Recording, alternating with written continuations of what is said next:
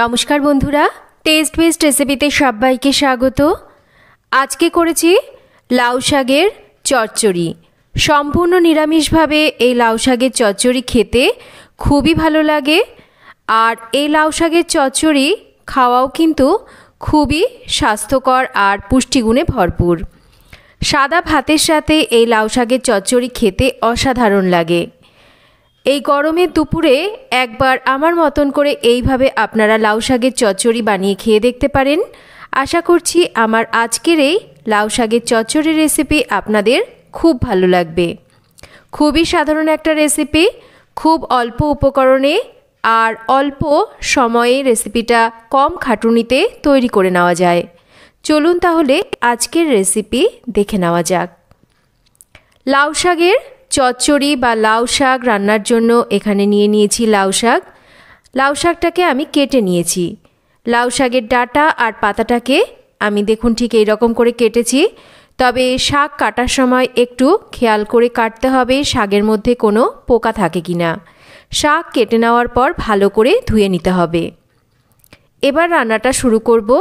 আমি পুরো রান্নাটা যেটুকু তেলে করব একসাথেই কিন্তু তেলটাকে প্রথমেই দিয়ে দিচ্ছি। ভালো করে আমি তেলটাকে গরম করে নিয়েছি। চচ্চড়িতে দেওয়ার জন্য আমি এখানে প্রথমে বড়ি ভেজে নেব। বড়িগুলোকে বেশ লাল করে ভেজে নিচ্ছি। এবার বড়িগুলোকে তুলে নিচ্ছি।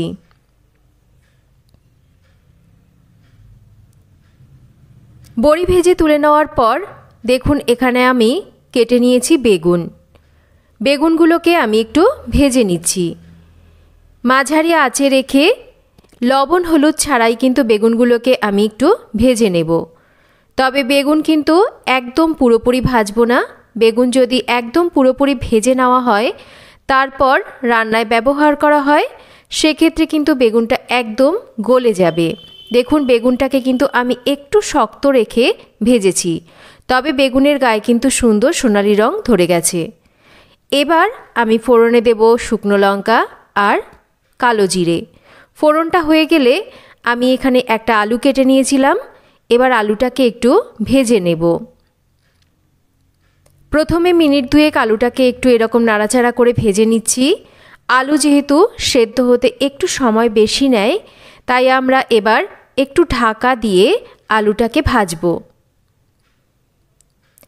একটু ঢাকা দিয়ে যদি ভেজে নেওয়া হয় তাহলে আলুটা কিন্তু খুব তাড়াতাড়ি নরম হয়ে যায়। এবার ঢাকাটা সরিয়ে নিয়ে আলুটাকে আরও একটু নাড়াচাড়া করে নিচ্ছি। আলুটা মোটামুটি ভাজা হয়ে গেছে। চচ্চড়িতে দেওয়ার জন্য আমি আরও কিছু সবজি কেটে নিয়েছি এখানে মিষ্টি কুমড়ো। এবার আলুর সাথে আমি কুমড়োটাকেও একটু নাড়াচাড়া করে নিচ্ছি।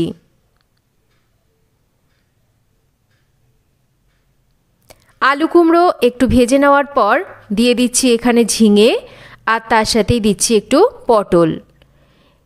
এবার আমরা এই সমস্ত সবজিকে হালকা করে ভেজে নেব। চচ্চড়ির সবজি খুব বেশি ভাজার প্রয়োজন পড়ে না, বা খুব বেশি ভাজলে কিন্তু চচ্চড়ির সবজি খেতে অতটা ভালো লাগে না। তাই হালকা করে সবজির কাঁচা গন্ধ চলে যাওয়া অবধি সবজিগুলোকে একটু ভেজে নিয়েছি। এবার কেটে ধুয়ে নেওয়া লাউ শাকগুলোকে দিয়ে দিতে হবে। তবে আমি প্রথমে অল্প করে লাউ শাক দিচ্ছি। পুরোটা দিলে আমাদের নাড়াচাড়া করতে অসুবিধা হবে। কিছুটা লাউ শাক দিয়ে আমি সবজিগুলোর সাথে একটু নাড়াচাড়া করে নিচ্ছি। এই অবস্থায় গ্যাসের ফ্লেমটাকে আমরা মাঝারিতে রাখব। দেখুন লাউ শাকটা একটু নরম হয়ে গেছে। বাদবাকি লাউ শাকগুলোকেও আমরা দিয়ে দেব। একই সাথে স্বাদ মতন লবণ দেব। দিয়ে দেব এখানে পরিমাণ মতন হলুদ। দেব এখানে ঝালের জন্য লঙ্কার গুঁড়ো। আমি কাঁচা লঙ্কার ব্যবহারও কিন্তু এখানে করব। দিয়ে দিচ্ছি জিরের গুঁড়ো। একই সাথে স্বাদ মতন মিষ্টি দিচ্ছি।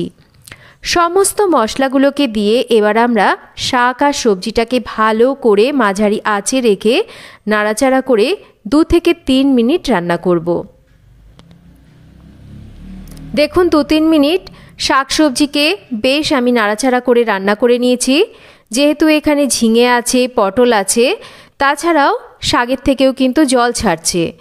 তো এবার আমরা একটু ঢাকা দিয়ে একদম কম আঁচে রেখে বেশ কিছুক্ষণ রান্না করব। আর এখানে যেহেতু লবণ দিয়েছি শাকসবজি থেকে কিন্তু লবণ লবণ দেওয়ার ফলে জল ছাড়বে। দেখুন বেশ কিছুক্ষণ পর ঢাকাটা সরিয়ে নিয়েছি, বেশ অনেকটা পরিমাণ কিন্তু জল ছেড়েছে। এবার একটু নাড়াচাড়া করে নিচ্ছি। শাক সবজি সমস্তই কিন্তু হাফ সেদ্ধ হয়েছে, পুরোপুরি কিন্তু এখনও সেদ্ধ হয়নি।